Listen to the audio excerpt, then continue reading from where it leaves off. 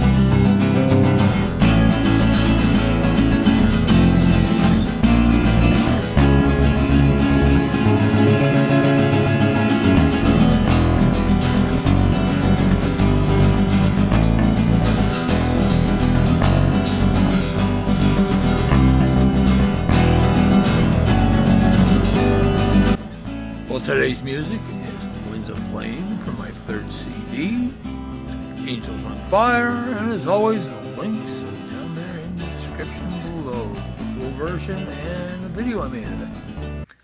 In today's video, we're going to take an in-depth look at some of the Patternmaker's tools that I picked up on my flea market adventure in the last video. Got a whole bunch of good stuff to look at here, some items I'm sure some of you are familiar with, but there might be some of you aren't familiar with. And of course, the Patternmaker were woodworkers who made patterns for casting. It was very, very precise work. Tools are standard woodworking tools, but the degree of skill needed to make these particular items definitely was above and beyond what you'd normally find in the woodworking world. So sit back, got a lot to cover here, and I hope you learned something. Talking about patterns, here's a pattern for something. Not sure what, but two pieces. ID on the back.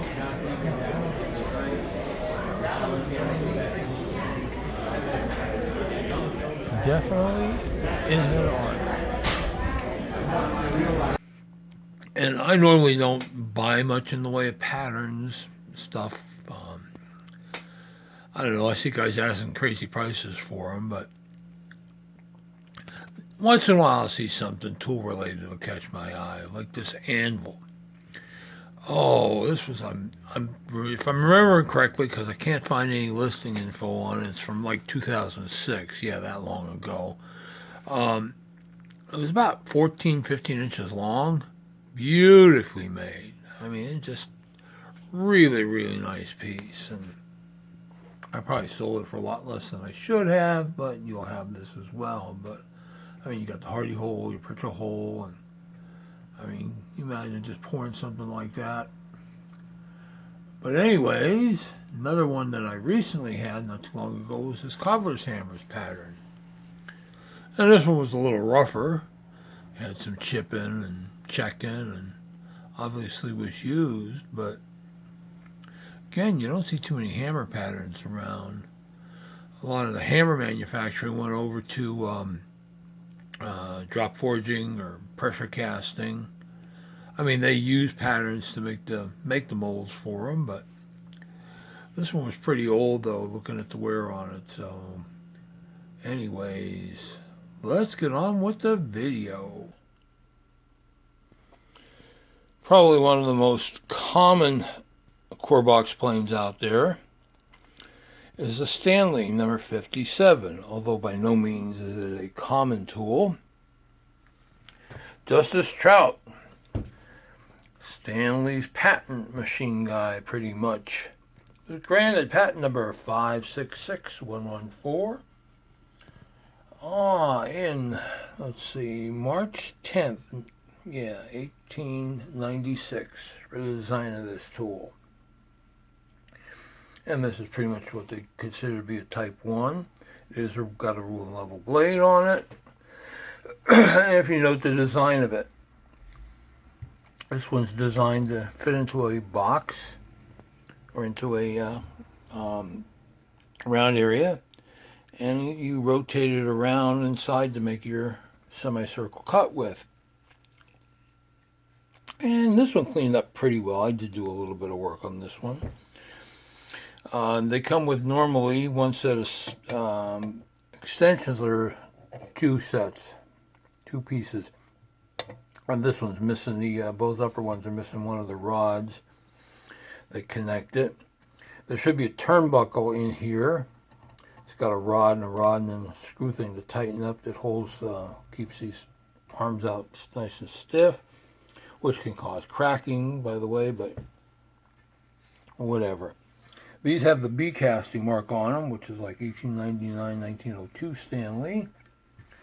And overall, like I said, this one didn't look too bad. One side's pretty good, the other side's got some funky, and that's the case with these other sides as well. Let's see if I can get this one close. Was yelling at me going on a bit, so yeah, we'll get out. Come on.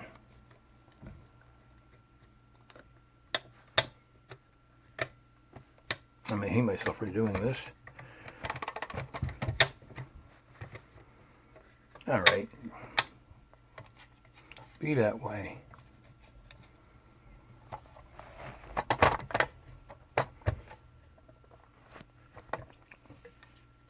Son of a gun, I had all this stuff working before. There we go, boom. Yeah. The tote knob on this are Beach. They look like they were refinished at some point, but the Japanning on this guy looks to be original, and that's in pretty good shape.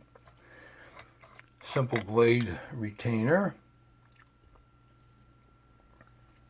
Blade is a, of course, rule and level blade, and unfortunately it's pretty much down to the end of the slot as far as usability goes. But, what are you going to do, right? They're out there, not cheap, same for the turnbuckles and other pieces, but again, this is kind of a neat plane. I think it's like the second one I've had, maybe the third that I can remember, and the last one I had was a while ago, so yeah, there you can see the patina on that particular piece versus this one. And the sole on this guy, this side is good, and the other side is got some scuffing and scratches, probably from somebody digging pieces of wood out of there, which happens. So, but again, not common, collectible, and some folks even still use them. Another specialized plane used by pattern makers are these radius planes. They have curved soles, different degree sweeps on them. See each one of these. And this one was made by the Phelps Manufacturing Company of Oakland, California. Roy Phelps was a pattern maker, started making tools on the side in 1933, and he founded the Phelps Manufacturing Company in 1937 and continued until 1947. And this plane here utilized a Stanley Type 17 World War II vintage frog fort, number 3 size frog. It's got a Stanley rosewood tote and knob. Now, where he got a straight-sided rosewood knob in 1930s, 1940s is anybody's guess, but he obviously had suppliers for some of this stuff. And this is all aluminum. And as most aluminum tools, they get a little bit of patina, but this one overall is not too bad, and I didn't go crazy with the shine 'em up on this. I mean, I have in the past, and it's just not worth the effort. Soles have some scuffs from being manufactured and some scratches from being used. They attached by means of these screws, and I'm not going to fight with the screwdriver trying to do it one-handed here, but you just loosen this one. You have to take the blade out, or the iron out. I'll talk about that in a second. That slides right off and you replace it. Now the blades are kind of interesting. These are actually plain irons. You know what I mean? They're tapered. You got steel at the bottom, iron at the top. Where he must have had an English source for these, because I don't know of any U.S. makers that were still making them back in around the World War II period. Yeah, but the English still were. And unfortunately, these don't match up to these bases, but it's easier to fix that. This one does. This is number 20, and it's matched. But tell you what, these are not very common tools at all. I mean, you know, I can't imagine he was knocking out, 1,000 of these a month, especially with all the handwork involved. There's the casting and machining and all that, and kind of a limited demand for them, but it's a good collectible tool. Some of the other things that Roy Phelps made was he made a router plane. Here's a picture of that. They're kind of unique with the waffle-style body and having blade openings at both at the end and in the center. He also made panel marking gauges. One here has got a aluminum head. One had a brass or bronze head. And you find them both ways. And they're a really nice tool. They're really solid. Also, he made a marking gauge. Most of those I've had bronze heads. And they've got a curved face on one end and a flat face on the other end. And they used both the marking gauges and the panel gauges using a aluminum rod for the beam, and a little square spring steel cutter at the end.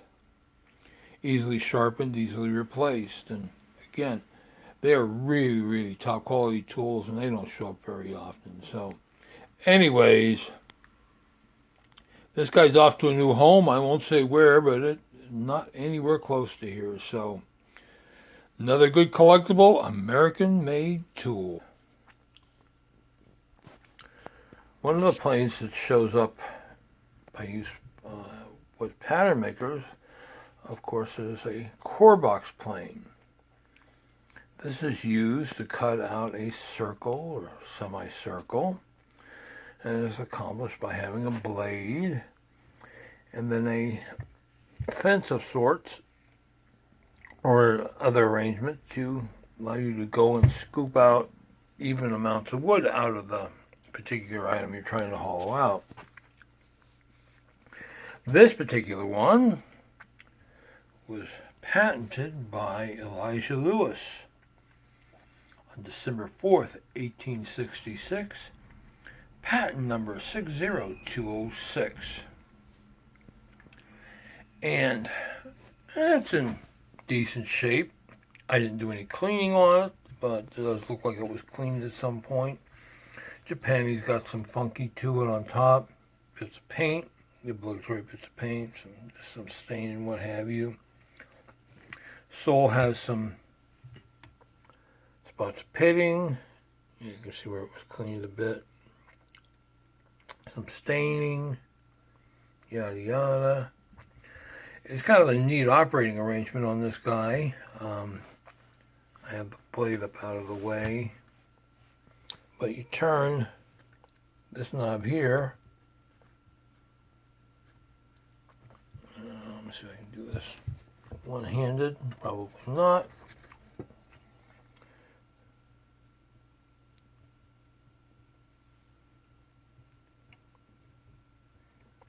Yeah, I'm not getting anything. All right. It does work.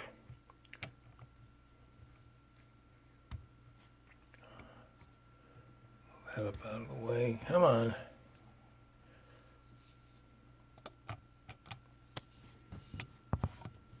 Yeah. You having fun watching me be stupid? But this goes back down. And then this screw locks. And yeah, you can use the adjuster to move the blade. There it goes. The gear does have some wear in the middle. And I just put some penetrating oil in there to free things up. That was about the only thing I did do with it. But it's a pretty neat gizmo. The blade is hand forged. That screw works. The fence screws do work. As you can see. Oh, and the other thing about this guy, let me get these tight so they're not flopping all around, is that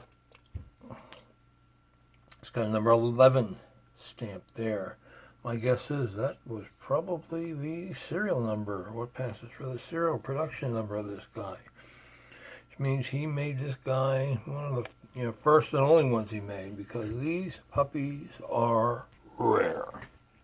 How rare? I could only find one example on Google of one being offered for sale.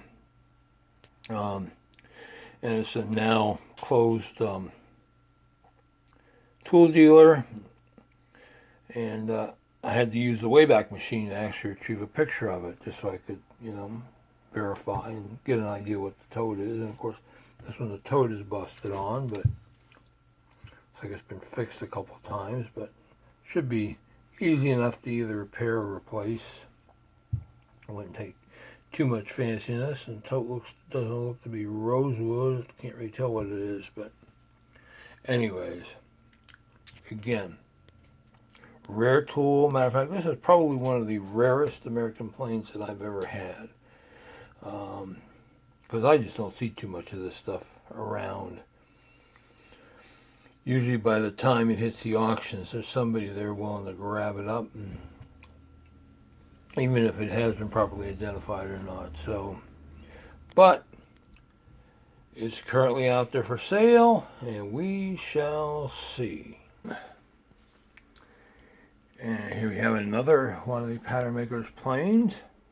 This one employs wooden soles rather than the aluminum soles that the Phelps ones used. I don't know who made this particular model. I have seen others identical to it. But the body frame is aluminum. Frog is from a Stanley. A small knob on it. No frog adjuster screw mount, but frog isn't adjustable on this anyway, so it's probably in line with the fact that most of the blades are Stanley rule and level vintage.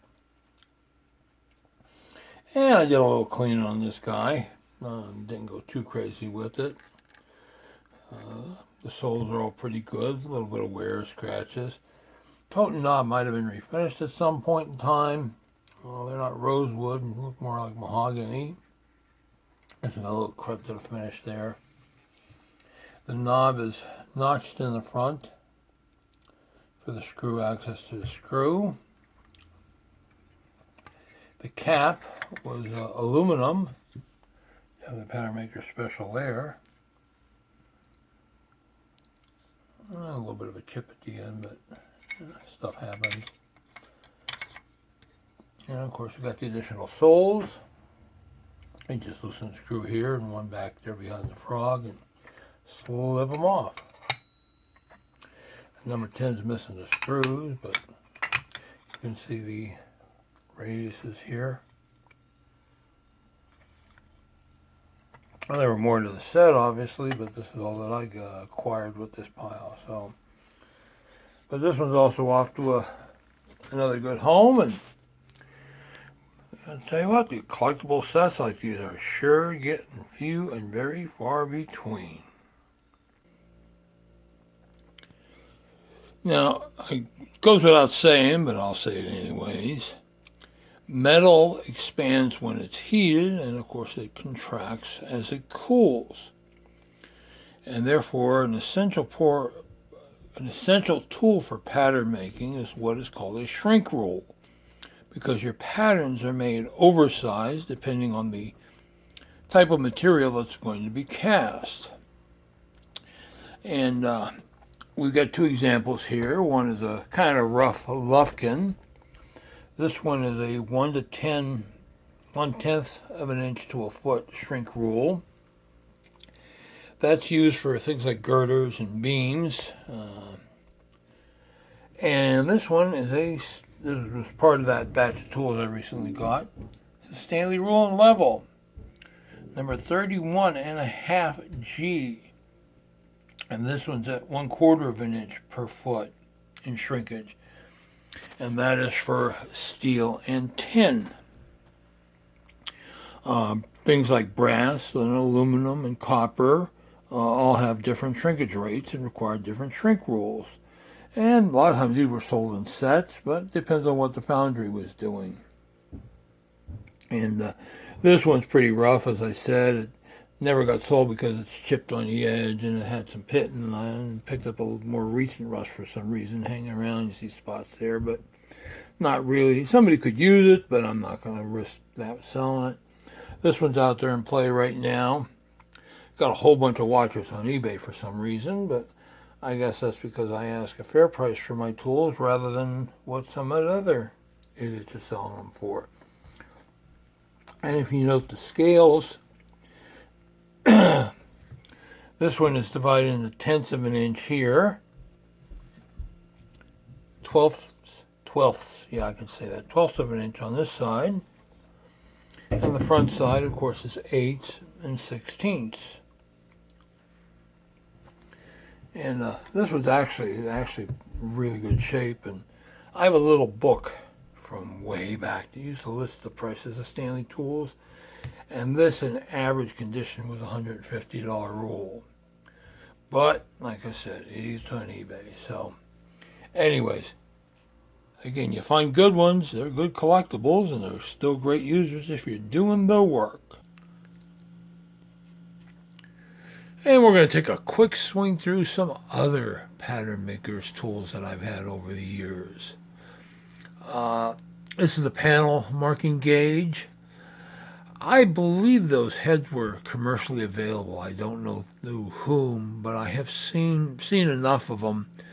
And it's kind of unique because they use this pentagon-shaped beam, 5-sided beam opening. And they usually turn out to be really, really nice tools, properly done. And like I said, I've had a few of them. Another tool that you find from time to time is the Patternmaker saw. Now this one is an Atkins. Diston made them as well, and they're relatively small. I mean, the blades on them are only about 8 inches long or so. Maybe less than that. Actually, probably about. I'm guessing here. I'm trying to talk. About 7 inches. Very, very fine teeth on them. No back on them. And unfortunately, they tended to get kind of beat up and banged up, but they are collectible when you can find one in good shape. Here we have another of the Patternmaker's rounding planes. Now, I might have more soles for them, even though this one's sold, and this one's been sold for a while now. Some of the soles that I still have left out of this batch of tools, which are still over in the one box, would probably fit it. I'm going to have to check and see if the guy who bought it might be interested in them. But anyways, here the soles had screws on the tops of them, and then there's a little keeper, a metal keeper slot on the underside of the body that you just hook the screw into and out of. And standard smoothing plane style, single iron. Patternmakers made a lot of their own tools too. Here's an example of a Patternmaker's router. Loosely modeled after the Stanley, but as you can see, it wasn't really, really well done. I mean, there's some casting flaws on the sole and some roughness. And of course, it had been painted, and I didn't feel like repainting it when I sold it. So, but somebody wanted it bad enough to buy it. Another thing Patternmakers used to do was make copies of Stanley and other planes. The one on the left there is a Stanley 71.5 in aluminum. They use Stanley clamp, Stanley blade, but Stanley knobs, but the base sole, yeah, I can talk. The sole was aluminum. One on the right is a Patternmaker copy of a Sargent number 73 mini router. Stanley has their little 270, 271, and even these Sargents are pretty uncommon. The Stanleys are hard to come by, but that was kind of a neat tool. And if you ever see a brass Stanley 51 or 52 spoke shave, yep, that's something the Patternmaker made. I had years back, I had a brass Winchester, number 80, Stanley number 80 stock cabinet scraper. I've had a couple of brass Stanley ones too over the years. I just can't dig out pictures of all that stuff. But anyways, there's a lot of really, really good collectibles these guys made, and they're still really, really solid users. Well, that's all for this one, folks. I hope you learned something. Hope you enjoyed my little presentation. And as always, if you like what you're seeing, please hit that subscribe button to be notified when new videos are posted. As always, thanks for watching, and bye.